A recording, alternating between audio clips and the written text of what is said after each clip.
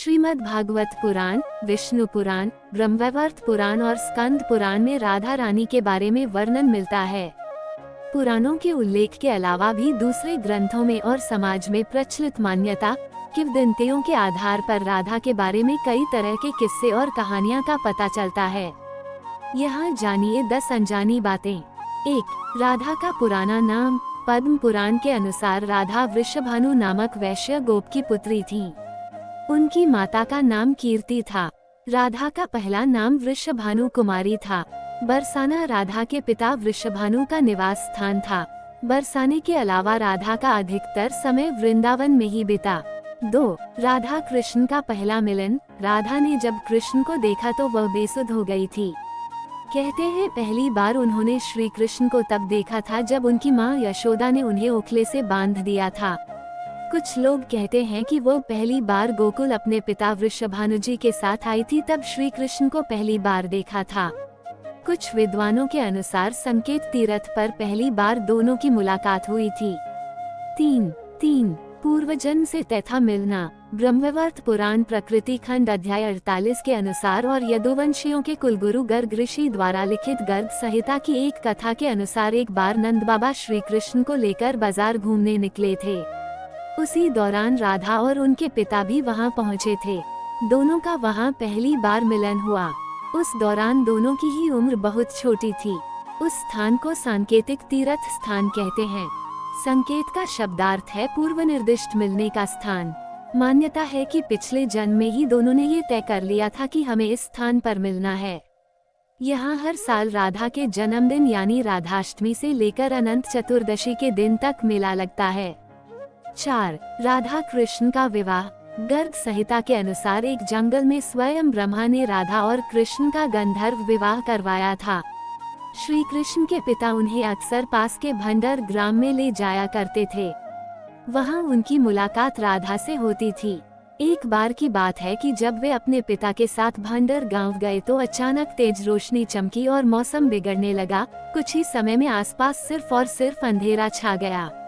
इस अंधेरे में एक पारलौकिक शख्सियत का अनुभव हुआ। वह राधा रानी के अलावा और कोई नहीं थी। अपने बाल रूप को छोड़कर श्री कृष्ण ने किशोर रूप धारण कर लिया और इसी जंगल में ब्रह्मा जी ने विशाखा और ललिता की उपस्थिति में राधा कृष्ण का गंधर्व विवाह करवा दिया। विवाह के बाद माहौल सामान्य हो गया तथा राधा, ब्रह्मा, विशाखा और ललिता अंतर्ध्यान हो गए। असल में इस वास्तविक घटना को अलंकृत कर दिया गया है। राधा सचमुच ही कृष्ण से बड़ी थी और सामाजिक दबावों के चलते ये संभव नहीं था कि उम्र में कहीं बड़ी लड़की से विवाह किया जाए।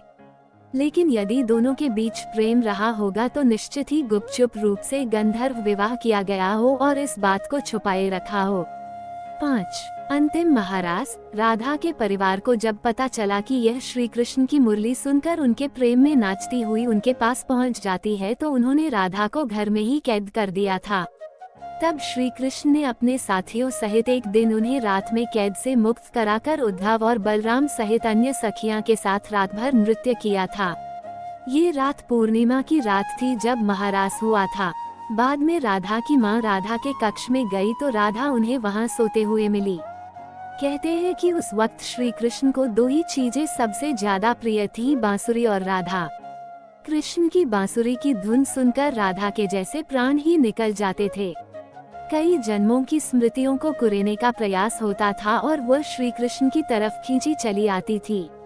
6. श्री कृष्ण ने की विवाह की जिद। श्री कृष्ण और राधा में बहुत ही गहरा प्रेम हो चला था। ऐसे में श्री कृष्ण ने अपनी माँ यशोदा से कहा कि मैं राधा से विवाह करना चाहता हूँ। ये सुनकर यशोदा मैया ने कहा कि राधा तुम्हारे लिए ठीक लड़की नहीं है। पहला तो ये कि वह तुमसे 5 साल बड़ी है और दूसरा ये कि उसकी मंगनी यशोदे के भाई रायन पहले से ही किसी और से हो चुकी है और वह कंस की सेना में है जो अभी युद्ध लड़ने गया है। जब आएगा तो राधा का उससे विवाह हो जाएगा। लेकिन जब श्री कृष्ण नंद और यशोदा दोनों से ही नहीं माने तो ऋषि गर्ग ने उन्हें बताया कि तुम्हारा जन्म किसी महान लक्ष्य के लिए हुआ है। तब श्री कृष्ण को राधा को छोड़कर जाना पड़ा। 7. श्री कृष्ण ने दी राधा को अपनी मुरली। भगवान श्री कृष्ण के पास एक मुरली थी जिसे उन्होंने राधा को छोड़कर मथुरा जाने से पहले दे दी थी। राधा ने इस मुरली को बहुत ही संभाल कर रखा था और जब भी उन्हें श्री कृष्ण की याद आती तो वह यह मुरली बजा लेती थी। श्री कृष्ण उसकी याद में मोरपंख लगाते थे और वैजयंती माला पहनते थे। श्री कृष्ण को मोरपंख तब मिला था जब वे राधा के उपवन में उनके साथ नृत्य कर रहे मोर का पंख नीचे गिर गया था तो उन्होंने उसे उठाकर अपने सिर पर धारण कर लिया था और राधा ने नृत्य करने से पहले श्री कृष्ण को वैजयंती माला पहनाई थी। 8. वृंदावन है राधा का खास स्थान। कान्हा पहले गोकुल, फिर नंदगांव और बाद में वृंदावन में रहने लगे थे। वृंदावन में ही राधा के परिवार के लोग भी रहने आ गए थे। बस वहीं पर जन्मा राधा और कृष्ण का प्रेम पनपा। विष्णु पुराण में वृंदावन में कृष्ण की लीलाओं का वर्णन मिलता है। मान्यता है कि यहीं पर श्री कृष्ण और राधा एक घाट पर युगल स्नान करते थे। यहीं पर श्री कृष्ण और गोपियां आंख मिचौनी का खेल खेलते थे। यहीं पर श्री कृष्ण और उनके सभी सखा और सखियां मिलकर रासलीला करते थे। कृष्ण की शरारतों के कारण उन्हें बांके बिहारी कहा जाता है। यहाँ पर यमुना घाट के प्रत्येक घाट से भगवान कृष्ण और राधा की कथा जुड़ी हुई है। 9. रायन से विवाह।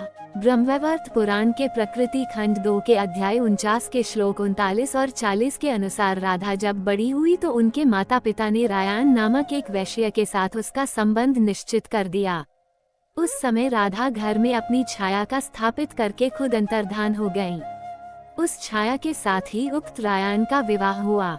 इसी श्लोक में आगे बताया गया है कि भगवान श्री कृष्ण की माता यशोदा का वह रायन सगा भाई था जो गोलक में कृष्ण का अंश और यहाँ यशोदा के संबंध से उनका मामा था। मतलब ये कि राधा श्री कृष्ण की मामी थी। यदि हम यह माने कि श्री कृष्ण यशोदा के नहीं देवकी के पुत्र थे तो फिर राधा उनकी मामी नहीं लगती थी। रायन को रापान अथवा अयंघोष भी कहा जाता था। पिछले जन्म में राधा का पति रायन गोलोक में श्री कृष्ण का अंशभूत गोप था। 10.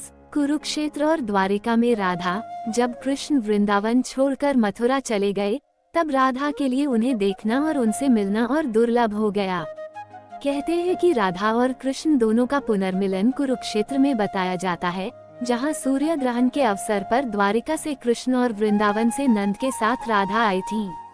राधा सिर्फ कृष्ण को देखने और उनसे मिलने ही नंद के साथ गई थी। इसका जिक्र पुराणों में मिलता है। कहते हैं कि इसके बाद राधा और श्री कृष्ण की अंतिम मुलाकात द्वारिका में हुई थी। सारे कर्तव्यों से मुक्त होने के बाद राधा आखिरी बार अपने प्रियतम कृष्ण से मिलने गईं। जब वे द्वारका पहुंची तो उन्होंने कृष्ण के महल और उनकी 8 पत्नियों को देखा। जब कृष्ण ने राधा को देखा तो वे बहुत प्रसन्न हुए। तब राधा के अनुरोध पर कृष्ण ने उन्हें महल में एक देविका के पद पर नियुक्त कर दिया।